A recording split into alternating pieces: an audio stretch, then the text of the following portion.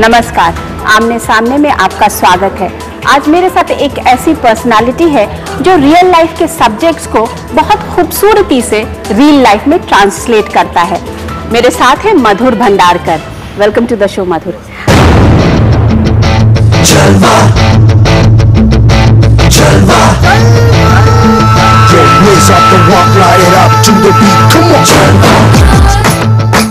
अच्छा मधुर, ये बताइए कि नेशनल अवार्ड्स जीतना आपकी फितरत में शामिल हो गया है क्या? नहीं, मुझे लगता है कि जिस तरह का मैं सिनेमा बनाता हूँ, जिस तरह का मैं सब्जेक्ट निकालता हूँ, लोग उसे पसंद करते हैं, जूरी उसे पसंद करती है, ऑडियंस उसे पसंद करती है। और मेरे ख्याल से पहला जो होता है लक्ष्य जो होता है कि एक फिल्म मेकर का ये है कि अपने ऑडियंस जो है वो खुश रहे पिक्चर से लेकर, और जो उनको सेटिस्फैक्शन मिले। बॉक्स ऑफिस जरूरी होता है, और उसके बाद जो नेशनल अवार्ड होता है डेफिनेटली बोनस होता है हर फिल्म मेकर के। और मैंने जिस तरह के सब्जेक्ट्स निकाले हैं या बना के दिखाया है, पेज 3, ट्रैफिक सिग्नल, कॉर्पोरेट, हमेशा ही समाज के विभिन्न अंग के जो है वो सोसाइटी की चीज है जो मैं सामने लाता हूँ। तो ये बताइए कि जेल से आपकी क्या एक्सपेक्टेशंस? अब दूसरा और अगला नेशनल अवार्ड? नहीं, मुझे नहीं पता अनुराग जी, ये तो जूरी डिसाइड करेगी, ये तो जो है कमेटी डिसाइड करेगी। ये मेरे को ऐसा मधुर भंडार को नेशनल अवार्ड ऐसा जुड़ चुका है, बड़ा तो मुश्किल बहुत होता है। कम लोगों को, इतने बड़े बड़े दिग्गज हैं उनको नहीं मिला है। करेक्ट है, और मधुर भंडारकर को मिला है। मैं इस बात की खुशी करता हूँ। I am very happy with the jury also, जो इतनी फिल्मों में उन्होंने मेरी पिक्चरें चुनी, मुझे इतना नवाजा है। मुझे लगता है कि मेरे लिए पहला है कि फिल्म बॉक्स ऑफिस से सक्सेस, एक पैरामीटर का बजट में मैंने फिल्म बनाई है। जिस तरह से हाइप है, जिस तरह से लोग बात कर रहे, पिक्चर मैंने बहुत ही अच्छी बनाई है।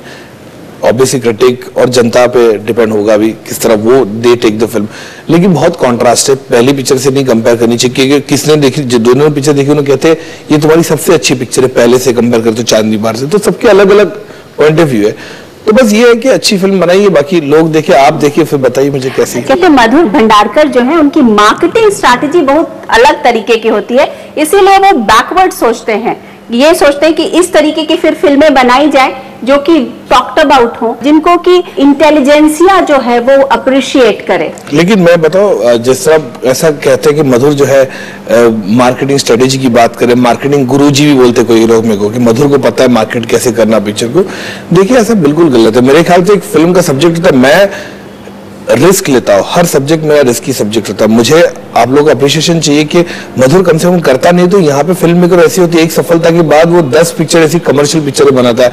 मैंने आज 9 साल से चांदनी बार से जेल तक की जर्नी देखो तो मैंने कंसिस्टेंटली पिक्चर हिट दी है। मुझे अच्छा लगता है कि फिल्म का जो एक प्लॉट होता है, अलग अलग सब्जेक्ट के, ट्रैफिक सिग्नल बनाया तो मुझे अच्छा लगा। उसके बाद एक फैशन जैसी फिल्म बनाने का, जो एकदम ग्लैमरस वर्ल्ड है। फैशन के बाद इतनी सफलता मिली उसकी, तो मैं चाहता था 40 करोड़ की पिक्चर बना सकता था, या मैं तो अभी और ग्लैमरस में लंदन में जाकर शूट करूंगा पिक्चर को। लेकिन मैंने एक ऐसा सब्जेक्ट चुना, जेल, जो बहुत ही अगेन एक ऐसा तबका है, अलग लोग है, अलग सोसाइटी के लोग हैं, जिस तरह जेल में रहते हैं, क्या होता है उनके साथ, ऐसा सब्जेक्ट निकाला मैंने। जेल को आपने कैसे सोचा? क्योंकि ये कहा जा रहा था कि शायद किसी फिल्म स्टार की लाइफ पर। नहीं, बिल्कुल नहीं, ये गलत है, ये गलत है। मैं बता रहा हूँ, कहीं फिल्म स्टार्स के नाम आए, फिर लोग संजय दत्त, करेक्ट है, संजय दत्त का नाम लिए, फिर किसने एलिस्टर परेरा जो मुंबई में केस हुआ था उसके बारे में बोला, फिर किसी ने संजीव नंदा के बारे में कहा। ऐसा बिल्कुल नहीं है, किसी से लेना देना नहीं है, फिक्शन ऐड किया हुआ है। जेल एक ऐसा सब्जेक्ट था, बहुत सालों से मेरे दिमाग में था, मैं जो बनाना था पेज 3 से पहले, लेकिन कुछ ऐसे सिचुएशन में मैं बिजी हो गया पेज 3 कॉर्पोरेट में, तो मुझे टाइम नहीं मिला बनाने का। उसके बाद जब फैशन के बाद मैंने क्या करूं, तो मुझे याद है जेल एक सब्जेक्ट है मेरे पास, तो क्यों नहीं मैं बना उसको। तो उस पर फिर रिसर्च किया, लोगों से मिला, इंटरेक्ट किया, कि मुझे इसका अनुराग जी बेस्ट पार्ट लगा कि एक मिडिल क्लास फैमिली, मेरी हर पिक्चर में होता है कि मिडिल क्लास फैमिली को रिप्रेजेंट करता हूं मैं, चाहे वो चांदनी बार हो, कोंकणा सेन हो, फेज 3 में। मुझे लगा कि मिडिल क्लास फैमिली का लड़का जिसकी माँ है, गर्लफ्रेंड है, पब में जाता है, रेगुलर डिस्को में, कॉर्पोरेट सेक्टर में काम करता है, और एक दिन लॉ की चपेटे में आके जेल हो जाता है, तो कैसे रहेगा उसकी लाइफ कैसे चेंज होगी। तो ये जो आइडिया मुझे वो ट्रिगर करेगी। ये बताइए मधुर की आपकी फिल्में हमेशा वुमन ओरिएंटेड रही हैं, पहली दफा आपकी जो जेल है ये एक मेल ओरिएंटेड सब्जेक्ट लग रहा है, पहली दफा आपने टर्नओवर किया है? नहीं, मुझे नहीं लगता कि मैं ये इतना सोचता हूँ कि ऐसा है कि टिल्ट ज्यादा है। चांदनी बार देख लीजिए, मैं बताऊँ, चांदनी बार, सत्ता, पेज 3, कॉर्पोरेट, सारी woman oriented, traffic signal mail oriented से अगर देखने जाए तो कुणाल खेमू, हाँ उसमें लेकिन हीरोइनों का रोल ज्यादा था, नीतू चंद्रा, कोंकणा सिंह की बात करें। पर ये मैं बैठ के ऐसा सोचता नहीं अनुराग जी, मुझे लगता है कि अगर ऐसा सब्जेक्ट मुझे मिलेगा, कल को बच्चों के साथ फिल्म बनाना तो बच्चों के हिसाब से मैं फिल्म बनाऊंगा। मुझे लगता है वुमेन सेंट्रिक बनानी, वुमेन सेंट्रिक बनाऊंगा। ऐसा बिल्कुल नहीं है। लोग हमेशा बोलते हैं कि कॉर्पोरेट जो है वो मेल सेंट्रिक भी हो सकता था, फीमेल सेंट्रिक क्यों बना आपने? पेज 3 जो है वो एक जर्नलिस्ट मेल की भी कहानी हो सकती है। मुझे लगता है कि कहीं हमारे देश में, हमारे सोसाइटी में ऐसी जैसी चीजें हैं जो फीमेल पॉइंट ऑफ व्यू से वो अच्छा लगता है, तो मैं दिखाता हूँ। जेल मुझे लगा, या ट्रैफिक सिग्नल की बात करूं, मुझे लगा कि मेल पॉइंट ऑफ व्यू से दिखाना चाहिए कि किस तरह से वो सड़क पे है या जेल के अंदर एक बंदा फंसता है, क्या होता है उसके साथ। उसके ऊपर से मुझे कल को लगेगा कि कल फिर मुझे कोई मेल सेंट्रिक बनाऊंगा। मेरे ख्याल से सब्जेक्ट जो है वो इंपॉर्टेंट है मेरे लिए, कैरेक्टर है जो मेरे पिक्चर का वो इंपॉर्टेंट है, उसके हिसाब से मैं कास्टिंग करूंगा, जेंडर बेस में जाऊंगा नहीं। अच्छा, ये बताइए कि लता जी ने बहुत दिनों के बाद फिर से, इतनी उनकी एज हो चुकी है और हम लोग अभी उनसे बात कर रहे थे तो वो इस आपके गाने के, फिल्म के गाने का जिक्र कर रही थी कि मैंने गाना गाया और मुझे बहुत मजा आया और मैं उनकी पिक्चरों को अप्रिशिएट करती है, तो बहुत अच्छा लगा होगा लता जी? बहुत अच्छा लगा, क्योंकि दीदी के साथ एक बहुत ही अच्छा घर जैसा रिश्ता है उनके साथ। और जब कितने अजीब रिश्ते, यहाँ पे पेज 3 में जो गाना गाया था, जो बहुत ही एंथम इंडस्ट्री का, ऐसा लोग कहते हैं कि रिश्ते जब टूट जाते हैं तो ये गाना वो टीवी में दिखाते हैं। तो जब ये गाना हुआ, दाता सुन मौला सुन, जो एक जेल के अंदर प्रार्थना है, जो लोग कैदी लोग जो है सवेरे से प्रार्थना करते हैं, तो हमें लगा ये गाना कौन सा होना चाहिए, तो हमने डिसाइड किया ये गाना रखते हैं। और शमी टंडन जो म्यूजिक डायरेक्टर है उनको लिया, हम लोगों ने सोचा लता दीदी गाएगी गाना। फिर लता दीदी को अप्रोच किया तो उनकी तबीयत ठीक नहीं थी, लेकिन शी सेड मधुर मेरे को गाना है, लेकिन तो 1 महीने का मेरे को टाइम दी, because let me get well and I will come back to you. फिर 1 महीने के बाद दीदी का फोन आया and she was so happy. मतलब जिस तरह से वो आज भी, जिस ये उम्र में बोलूँगा, जिस तरह से वो आज भी इतना न्यू कमर जैसा उनका बिहेवियर है, के लिए पूछती कि मधुर आपको अच्छा लगा, ये वर्ड ठीक है, शमी ये वर्ड ठीक है। मैंने इट्स अनबिलीवेबल। आपके इस गाने को तिहाड़ शायद तिहाड़ जेल में they are putting as a regular song in. तो आपके जो क्रिटिक्स हैं वो फिर से बोलते कि देखिए यहाँ पर भी उन्होंने अपनी अच्छी खासी मार्केटिंग कर दी कि ये गाना जो है वो तिहाड़ का एंथम बनने वाला है। मुझे समझ में नहीं आता क्रिटिक्स की जो बात करते हैं आप, खास करके मेरे क्रिटिक। एक बात बताइए, मधुर भंडारकर अपनी पिक्चर की पब्लिसिटी क्यों नहीं करे? क्यों नहीं करे? मुझे बताओ कि कोई भी प्रोडक्ट आज कोई भी कंपनी निकालती है, वो इश्तिहार देती है, वो स्पॉन्सर करती है, वो बड़े बड़े एक्टर्स को लेके उसका ऐड बनाती है। क्यों बनाती है? ताकि उसका प्रोडक्ट कंज्यूमर मार्केट में पहुंचे। तो अगर मधुर भंडारकर एक पिक्चर बनाता है और अपने बजट में बनाता है, अपने टाइप का सिनेमा बनाता है, तो वो कंज्यूमर मार्केट तक क्यों नहीं पहुंचे? मैं क्यों चुप बैठूं? मैं क्यों नहीं जाऊं मेरे एक्टर्स को वॉक कराओ रैंप? मैं क्यों नहीं जाऊं तिहाड़? या मैं हर तरह का प्रमोशन क्यों नहीं करूं? क्योंकि अगर प्रमोशन करेगा नहीं तो पब्लिक, अच्छा मैं जिस तरह सिनेमा बनाता हूँ सोशल रेलेवेंट सिनेमा है, मेरी पिक्चर में एकदम न्यूयॉर्क नहीं आता, सडनली ऐसे कोई बड़े बड़े सेट नहीं है, क्योंकि जिस तरह का नीश सिनेमा है वो, तो उसको मैं प्रमोट करूंगा ही, और मैं डंकी की चोट पे करूंगा। अगर लोगों को जो कहना वो कह सकते, क्योंकि मेरा सिनेमा है, मेरा बच्चा है, तो मैं मार्केट में तो जाएगा ना। अगर एक बाकी सब फिल्में जो करते हैं वो अपनी प्रमोशन करते बड़ी पिक्चर, वो ठीक है। अगर मेरी पिक्चर में कोई बहुत बड़ा स्टार नहीं है, बड़ी एक्ट्रेस नहीं है, और मुझे मेरा प्रमोशन करना है, तो मैं तो करूंगा ही। तो आप अपनी फिल्मों को खुद कैसे आंकते हैं? क्या you forgotten about what Fashion was? I forget, what was Chandni Bar? नहीं, हाँ मैं भूलता नहीं हूँ, मैंने याद होता कैसे अपने बच्चे सब, ये भूलता नहीं है। लेकिन मैं आई थिंक मुझे ऐसा लगता है कि मेरा एक टास्क है, काम है, खत्म किया, मूव करो, अभी नेक्स्ट दूसरा सब्जेक्ट क्या होगा। तो मैं ये सोचता नहीं कि बाकी क्या बना है, मैं क्या बना। हाँ ये बात है कि अभी जिस तरह की मधुर भंडारकर की छवि हो गई है कि चांदनी बार से जेल जो होता है कि Madhur has become social conscious. मैं बताता ना, hard hitting film maker, topical film maker, he does moral policing, ऐसा भी लोग कहते हैं। तो ऐसी छवि होगी, तो मुझे लगता है मुझे जाके थोड़ा सा रीइन्वेंट या थोड़ा चेंज करना पड़ेगा एज अ फिल्म मेकर। मुझे लगता है कि मुझे कॉमेडी का बहुत अच्छा स्ट्रीक है, मैं खुद बहुत ह्यूमरस बंदा हूँ, तो मुझे लगता है कॉमेडी मुझे बनानी, रोमांटिक फिल्म बनाओ। लेकिन ये कि मैं सडनली एकदम लार्जर देन लाइफ फिल्म नहीं बनाऊंगा, क्योंकि लोगों की एक ऑडियंस, ऐसी भी ऑडियंस मिलती है जो मुझे कहती है कि मधुर प्लीज आप अपना सिनेमा चेंज मत करना, we love you for the kind of film you make, आप please stick to your genre, because you are the few film maker जिसकी हम लोग को लगता है कि हाँ कुछ ये फिल्म लाता है, इसकी फिल्म देखने के लिए मजा आता है। एज फॉर एन एक्सपेरिमेंट, क्या अगली फिल्म मधुर भंडारकर की कैंडी फ्लॉस या कॉमेडी या उस ह्यूजली कमर्शियल एस्पेक्ट वाली फिल्म होगी? नहीं, मुझे नहीं लगता, बड़ा मुश्किल होगा मुझे। अगर कैंडी फ्लॉस भी होगा तो वो एक पैरामीटर होगा मेरा, जिसमें मधुर भंडारकर की छाप होगी। एकदम से हीरो बैठा हुआ सडनली नेक्स्ट सीन में वो न्यूयॉर्क में गाना गा रहा है, ऐसा बिल्कुल होगा नहीं। मुझे राजन लाइफ पिक्चर अच्छी लगती है, मुझे करण जौहर का सिनेमा बहुत अच्छा लगता है, मुझे आदि चोपड़ा का सिनेमा बहुत अच्छा लगता है, मनमोहन देसाई मेरा फेवरेट डायरेक्टर है। मुझे ऐसा नहीं कि मैं अगर ऐसी फिल्में बनाता हूँ तो मैं ऐसी फिल्में देखूंगा नहीं, ऐसा बिल्कुल नहीं है। मुझे ऐसा सिनेमा अच्छा लगता है, मैं जाके थिएटर में देखता हूँ पिक्चर। मधुर भंडारकर से ये बातचीत जारी रहेगी, लेकिन एक छोटे से ब्रेक के बाद।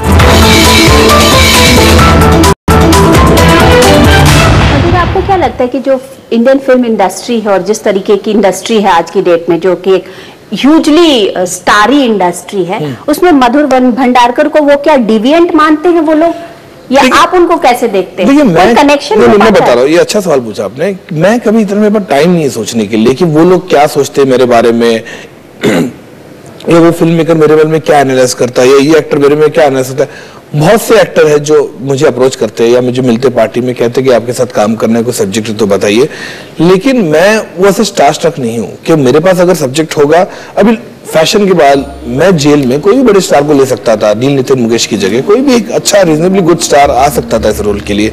मैंने न्यू कमर को लिया, नील नितिन मुकेश जॉनी गद्दार के बाद न्यू कमर ही है, अभी भी ऐसा अपकमिंग एक्टर है, हालांकि न्यूयॉर्क रिलीज हुई है। तो मुझे लगता है कि मैं मेरे कैरेक्टर के हिसाब से जाता हूँ, मैं कभी ये नहीं जाता हूँ कि मुझे ये एक्टर चाहिए तो मैं इसके पीछे जाऊँ, इसकी मुझे लगता है कैरेक्टर में फिट बैठेगा तो करूंगा। मुझे भी ऐसे कई स्टार्स है, एक्टर्स जिनके साथ काम करने की बहुत इच्छा है, लेकिन अगर मेरे पास सब्जेक्ट होगा तो अप्रोच करूंगा। अब ये बैठ के मुझे सोचना कि मेरे बारे में इंडस्ट्री क्या सोचती है या ये फलाने मेरे बारे में क्या सोचती है, यहाँ इंडस्ट्री में कोई किसी के बारे में सोचता नहीं है। यहाँ जो दोस्त है आपके टेम्परेरी दोस्त है, तो मेरे पास इतना टाइम नहीं कि मैं बैठ के सोचूं कि मेरे बारे में मेरा गुडविल कितना है या मेरे बारे में वो क्या सोचता है। शायद आपकी ऑडियंस ये एक्सपेक्ट करती होगी ना कि मधुर भंडारकर हो और उसके साथ एक बड़ा स्टार, फॉर एग्जांपल एक वन ऑफ द खान्स हो। डेफिनेटली क्यों नहीं? ये बहुत लोग बोलते हैं कि आप बड़े स्टार के साथ काम क्यों नहीं करते हो। मेरे पास कोई सब्जेक्ट होगा तो मैं डेफिनेटली अप्रोच करूंगा। मुझे शाहरुख खान के साथ काम करने की इच्छा है, मुझे आमिर खान के साथ काम करने की इच्छा है, मुझे ऋतिक के साथ काम करने की इच्छा है। अगर ऐसा कोई सब्जेक्ट होता है और उसका बड़ा स्टार होता है तो उसकी बजट भी बड़ा होता है, बजट बड़ा होता है तो उसका जो पैमाना है जो बड़ा हो जाता है, तो डेफिनेटली तो मेरे लिए तो प्लस पॉइंट है, मेरा भी ग्रोथ होगा इसमें। लेकिन डिपेंड ऑन द सब्जेक्ट। कहीं ऐसा तो नहीं मधुर की जब आप शुरू में स्ट्रगल के दिन आपके थे और सब आपसे पूछते थे कि अच्छा स्क्रिप्ट तो अच्छी है, सब्जेक्ट तो अच्छा है, लेकिन आप तुम्हारे पास स्टार कौन है, तो उससे आप कहीं एक तरफ से कहीं ना कहीं कट गए सिस्टम से? नहीं, बिल्कुल नहीं। हाँ? देखिए ये बात नहीं। देखिए मैं इतना टाइम नहीं अनुराग जी किसके पास कि मैं बैठ के किसी के लिए वेंजेंस रखूं, या मैं जब स्ट्रगल कर रहा था तो मेरे को आप लोगों ने बहुत ह्यूमिलेट किया या मैं बहुत स्ट्रगल किया, अभी मैं बड़ा डायरेक्टर हो गया तो मैं अभी, ऐसा बिल्कुल नहीं। टाइम किसके पास है, नेगेटिविटी किसको चाहिए? कोई ऐसा सब्जेक्ट होगा तो डेफिनेटली बनाऊंगा, मेरा ऐसा नहीं है कि नहीं बनाऊंगा बोल के, मैं अप्रोच करूंगा ऐसा कोई सब्जेक्ट होगा तो। बट मधुर जब लोग नए डायरेक्टर्स आगे भर के आते हैं तो वो हमेशा चाहते हैं कि किसी बड़े बैनर के साथ जुड़े और उनके साथ काम करे। आपने भी एक दो फिल्में साइन की थी बट वो शायद आगे बढ़ी नहीं, क्यों? नहीं, मैंने कभी साइन नहीं की, मैंने बातचीत की। देखिए क्या होता है जब आप सफल होते हो तो 50 प्रोड्यूसर्स 50 एक्टर्स आपके पास आके मंशा जताते हैं या आप उनसे मंशा जताते हैं आपके साथ काम करना है। यहाँ तो ऐसा होता है कि आपने कोई एक्टर आके आपको बोला कि अरे तुम्हारी पिक्चर बहुत अच्छी है, कोई सब्जेक्ट है तो मुझे बताओ, और आप मैरिड में पाए गए, देखा, 2 जन बात करे तो नेक्स्ट डे न्यूज बनती है, अच्छा वो फलाना एक्टर उसके साथ मिला तो फिल्म बना रहे, या कोई पार्टी में प्रोड्यूसर डायरेक्टर से बातचीत हुई, कोई सब्जेक्ट तो सुनाओ, तो मैंने सुना दिया। नेगोशिएशन कई चीज पे होता है, शायद उनको लगता है बजट ज्यादा है, हमको लगता नहीं, हमको प्राइस कम मिल रहा है, तो कई बार बातचीत होते होते फिजल आउट हो जाता है। लेकिन क्या आपको लगा नहीं कि एक बड़े बैनर के साथ शुरुआती के दिन में अगर आप आते तो शायद और बड़ा? नहीं, मुझे नहीं लगता। मैं खुश हूँ जितना मुझे रुतबा मिला, इज्जत मिला, मुझे क्रिटिकल अक्लेम मिला, राष्ट्रीय पुरस्कार मिले या बॉक्स ऑफिस सक्सेस की बात करें तो मैं खुश हूँ। मेरे ख्याल से बहुत कम ऐसा तबका होता है, 99% जो इंडस्ट्री में जो होता है अनुराग जी फेलियर होता है, इंडस्ट्री में फेलियर होता है, बहुत सफलता बिल्कुल नहीं मिलती। 1% जो होता है वो जो है सफलता मिलती है। हम हमेशा 1% को देखते, वो सफल हो गया, वो सफल हो गया, लेकिन वो 99% जो तबका है, वो चाहे फिल्म एक्टर हो, एक्ट्रेस हो, डायरेक्टर हो, प्रोड्यूसर हो, कोई भी हो, वो अनसक्सेसफुल जाते हैं, हम कभी उनको देखते नहीं है। मैं खुश हूँ कि जिस तरह का मैंने सिनेमा क्रिएट किया है, लोग पसंद करते हैं। जैसे मैंने कहा हर चीज मुझे मिली है और मैं क्या चाहूंगा भगवान से। तो ये बताइए कि आपने रामू जैसे डायरेक्टर के अंदर में ट्रेनिंग की, तो रामू ने हमेशा अपने आप को सन की कोट अनकोट किया है कि मैं तो बहुत एक सन की डायरेक्टर हूँ। तो क्या मधुर भंडारकर में भी वो सब टाइप आई है क्या? नहीं मेरे नहीं बिल्कुल नहीं है। राम गोपाल वर्मा जी का जहाँ तक उनके ट्रेनिंग की बात है, वहां पे एक technical skill, he is a good film maker, no doubt about it. जो उनका सिनेमा, मुझे नहीं लगता कहीं उनकी पिक्चर देख लो, मेरी पिक्चर देख लो, जमीन आसमान का फर्क है। कहीं जाके कंपैरिजन नहीं होता कि मधुर रामू जैसी फिल्म बनाता है या बहुत इन्फ्लुएंस, ऐसा बिल्कुल नहीं है। पर आपको लगता नहीं कि रामू ये सोचते होंगे कि गुरु गुरु रह गया और चेला चीनी बन गया? नहीं, मुझे नहीं लगता कि वो उनके ऊपर है क्या वो सोचते होंगे। मैं कभी इतना इस पर ध्यान नहीं देता हूँ मेरे बारे में क्या सोचते, क्योंकि मैंने हमेशा अपने बलबूते में जो है किया। जब रंगीला के बाद मुझे लगा कि मुझे एज एसोसिएट डायरेक्टर था उस फिल्म में कि मुझे अभी खुद का इंडिपेंडेंट करना है, तो मैं वहां से निकल के मेरा खुद का इंडिपेंडेंट के लिए मैंने स्ट्रगल किया लाइफ में। तो मधुर, आपके साथ कंट्रोवर्सी भी चलती रही है और एक बीच में कंट्रोवर्सी आई थी, कास्टिंग काउच की कंट्रोवर्सी। इस तरीके की जब कंट्रोवर्सीज आती हैं तो आप कैसे लेते हैं? मतलब फेमस होना और उसके साथ कंट्रोवर्सीज अटैच करना पार्ट ऑफ दिस है। देखिए, ग्लैमर जो है, ग्लैमर के अंदर आप पर्सनालिटी हो, ये अपने देश में ना बहुत इजी है किसी को भी अक्यूज करना और आपको प्रूफ करना पड़ता है। मैं किसी को बोल सकता बैठे बैठे आपका अंडरवर्ल्ड कनेक्शन है, ये आपको फिर प्रूफ करना पड़ेगा नहीं मेरा अंडरवर्ल्ड कनेक्शन नहीं, ये झूठ बोल रहा है। मुझे इस बात की खुशी, मैं बताऊं, मीडिया ने सपोर्ट किया, इंडस्ट्री के लोगों ने सपोर्ट किया, मेरे वेलविशर ने सपोर्ट किया और सबसे ज्यादा मेरी फैमिली ने सपोर्ट किया। और मैंने जैसे कहा, मैं फाइटर हूँ। मैं अच्छा, ये बताओ मधुर, क्या आप मीडिया ट्रायल्स पर का फिल्म बना रहे हो? मीडिया ट्रायल्स पे लोग बना रहे फिल्म, जैसे रामू जी बना रहे कोई फिल्म रन बोल के, मैंने पेज 3 बनाई, मीडिया वालों पे ही बनाई, वही जर्नलिस्ट की लाइफ पे बनाई है फिल्म। अच्छा, आपकी जो लास्ट फिल्म थी फैशन, उसमें 2 अच्छी एक्ट्रेसेस थी, प्रियंका चोपड़ा और कंगना रनावत।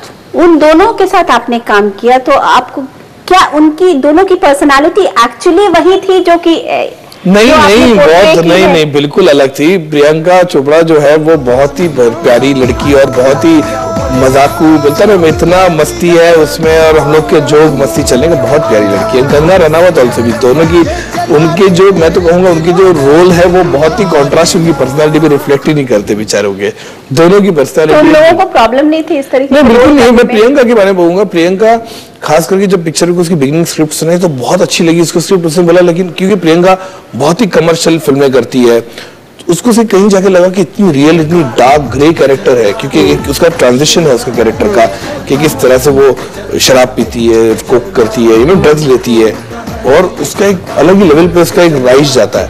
तो उसको ये लगा कि कहीं मेरी छवि होता है हार्ड हिटिंग फिल्म की, मधुर का सिनेमा इतना डार्क हार्ड हिटिंग रियल होता है कि कहीं जाके लोग ऐसा नहीं सोचे यार इसने क्या बनाया है। हाँ। और मेरी छवि ना खराब, वो थोड़ी डर गई थी एप्रीहेंसिव। तो मुझे याद है जब मैंने उसको बोला, अरे प्रियंका, मुझे नहीं पता पिक्चर बॉक्स ऑफिस पे कैसी चलेगी, लेकिन you'll get all the awards for this movie। तो बोली नहीं, I want to do the film but I am just apprehensive, just chill, just do the film. And मुझे इस बात की खुशी, पिक्चर बॉक्स ऑफिस भी सफल रही, पूरे अवार्ड भी उसको मिले। मधुर भंडारकर से ये बातचीत जारी रहेगी, लेकिन एक छोटे से ब्रेक के बाद।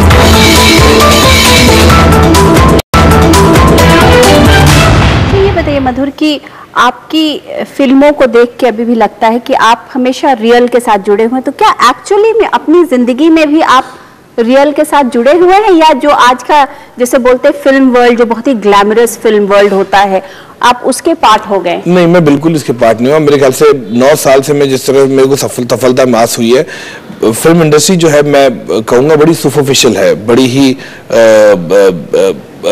रूथलेस है कि वो जितना आपका काम होता है जब तक है आपके पास, जब आपकी पिक्चर सफलता नहीं मिलेगी आपको तो सब छोड़ देते। मैंने कई बड़े बड़े फिल्म मेकर्स को देखा है जिनको अवार्ड फंक्शन में 15 रो में बिठाया जाता है। मुझे ये है कि मैंने अपना जो एक रियलिटी जो है वो खोया नहीं, क्योंकि मैं खुद मिडिल क्लास फैमिली का लड़का हूँ, मैं बहुत स्ट्रगल करके ऊपर आया हूँ, मैंने जिंदगी में पढ़ाई लिखाई नहीं की, एक आम से खास आदमी बन गए। हाँ, करेक्ट है, आम इंसान से खास आदमी जिंदगी में। घर में जो वीडियो कैसेट दिया लोगों के, जिसमें कहा मैं पढ़ाई लिखाई नहीं किया, तो ऐसी कई चीजें हैं जो मैंने अपने आप में सीखा है, मैंने अपने आप में बुक्स पकड़ के मैंने सीखे हैं, लोगों से मिलके सीखा है। मधुर जो है, कभी कभी लोग कहते हैं मधुर जो है छुपावट जर्नलिस्ट है, कि वो जानता है, वो पर्टिकुलर ट्रेड्स पकड़ता है, ही is a very observant person. तो मैंने फिल्म इंडस्ट्री को देखा है, इसकी जो एक जो ड्रीम कल्चर है इसका वो भी देखा है, तो मुझे पता है कि कितना ग्राउंडेड रहना चाहिए। और मैं खुश हूँ, मैं जिस तरह का सिनेमा बनाता हूँ, I am very happy in my own world. अच्छा, कहते हैं कि ट्रैफिक सिग्नल में का जो एक रोल था वो काफी कुछ आपकी अपनी पर्सनल लाइफ से इंस्पायर्ड था, क्योंकि ट्रैफिक सिग्नल पर आप भी च्युइंगम बेचा था मैंने। हाँ, सही है क्या? हाँ करेक्ट है। मैं मेरे दोस्त हम लोग 2-3 लोग थे। च्युइंगम मैंने क्या होता था कि जैसे कि कोई कंपनी होती थी, हम लोग को बोलते थे जाके कॉलेजेस में, चर्च के स्टेशन पे, ऐसा होता था प्रमोशन करो, जो होता था ना कि एक च्युइंगम लो तो 2 च्युइंगम पैकेट फ्री, उस तरह का प्रमोशन होता था। मुझे याद है 17-18 साल का उम्र होगा ये, मैं मेरा एक फ्रेंड था, वो उसकी गर्लफ्रेंड, तो हम लोग तीनों मिलके हम लोग एक जोड़ी थी हम तीनों की, तो हम लोग चर्च के स्टेशन पे या सिडनम कॉलेज, एचआर कॉलेज जो है, वहां पे जाके हम च्युइंगम देते थे। तो वो एक था हमेशा। मैं सिद्धिविनायक मंदिर चल के जाता हूँ तकरीबन 15 साल से, जो खार से लेके सिद्धिविनायक टेम्पल है प्रभा देवी का, तो मैं वहां पे हमेशा जाता था तो देखता था कि कितने लोग ट्रैफिक सिग्नल पे बाहर बैठे हुए, जैसे सिग्नल लाल होता है तो अपने व्यवसाय करते, जाके सामान बेचते, अपनी चीजें बेचते। तो मुझे वो एक पार्ट अच्छा लगा कि मैंने देखो ये जिंदगी कैसी है, आते कहाँ से है, कहाँ से दूसरा सिग्नल से बंदा वहां पे आ नहीं सकता क्योंकि वो एरिया जो उनका जुरिडिक्शन है। तो ये जो मेरे को एरिया मुझे बहुत इंट्रीग कर गया। मुझे लगा इन पे किसने पिक्चर बनानी, क्योंकि जब हम लोग गाड़ी में बैठते हम लोग अपने बिजी रहते, हम लोग मोबाइल में रहते, बात करते, हम किसी से बात करते, हम ड्राइवर से बात करते, लेकिन जो ग्लास के पीछे जो है पॉइंट ऑफ व्यू किसी ने देखा नहीं, तो मुझे वो पॉइंट ऑफ व्यू दिखाना। तो मधुर भंडारकर अपने आप को क्या बहुत अच्छा फिल्म मेकर मानने लगे हैं? नहीं, मुझे लगता है कि मैं हर पिक्चर से सीख रहा हूँ। जैसे मैंने अनुराधा जी पहले भी कहा कि मैं कभी ग्रेजुएट मैं था नहीं, लेकिन आज तक मेरी जितनी सिनेमा है, ट्रैफिक सिग्नल की बात करूँ तो इंदौर के कॉलेज में वो केस स्टडी है, IIM अहमदाबाद में कॉर्पोरेट जो है केस स्टडी है। मुझे इस बात की खुशी होती है कि मैं जहाँ से निकला विदाउट गॉडफादर, विदाउट कोई बड़े एक्टर का सपोर्ट, या कोई ना मेरे डैडी का कोई स्टूडियो है, ना कोई मेरा ऐसा कोई फिल्मी प्रोड्यूसर है, बैकग्राउंड है जहाँ से मैं निकला। मुझे इस बात की खुशी होती है कि जहां से मैंने शुरू किया, और मैंने फ्लॉप फिल्म त्रिशक्ति से शुरू किया, जो बहुत ही डिजास्टर फिल्म थी। 10 साल पहले मधुर भंडारकर जो था वो सड़क पे खड़ा होता था, मधुर भंडारकर जो बस की लाइन में खड़ा होता था, जो उसके पिक्चर में त्रिशक्ति में हंचमैन काम करते थे, एक्टर छोटे छोटे वो मिलते थे, सीट ऑफर करते थे। तो ये मैं सोचना बड़ा मुश्किल, मुझे लगता है I live the way the life goes on every day. मुझे ये बैठ के बड़ा मुश्किल होता है कि इंडस्ट्री का जो है परसेप्शन होता है कि 2 पिक्चरें फ्लॉप हो जाती है, अब सब भाग जाते हैं यहाँ से। तो मुझे बड़ा बहुत स्कैर्ड लगते हो इंडस्ट्री से। नहीं, स्कैर्ड नहीं लगता हूँ मैं, प्रैक्टिकल हूँ। स्कैर्ड वो लोग लगते हैं जो स्कैर्ड में जिंदगी में एक ही बार हुआ था जब त्रिशक्ति फ्लॉप हुई थी कि अब मेरा करियर क्या होगा, क्योंकि लोगों ने कहा कि यार आप किसी असिस्टेंट को अभी डायरेक्टर के बाद ज्वाइन कर लो, अब रामू को फिर से ज्वाइन कर लो, या कोई और डायरेक्टर को ज्वाइन कर लो, अभी तो तुम्हारा करियर खत्म हो गया। तो उस वक्त मैं हिला हुआ था थोड़ा, लेकिन उसके बाद में इम्यून हो गया इसको लेकर। मुझे लगता है जो आज मुझे मिला है, जो जितनी मेरी पोजीशन है या जितना मैंने मकाम हासिल किया, ये मेरे लिए बोनस है।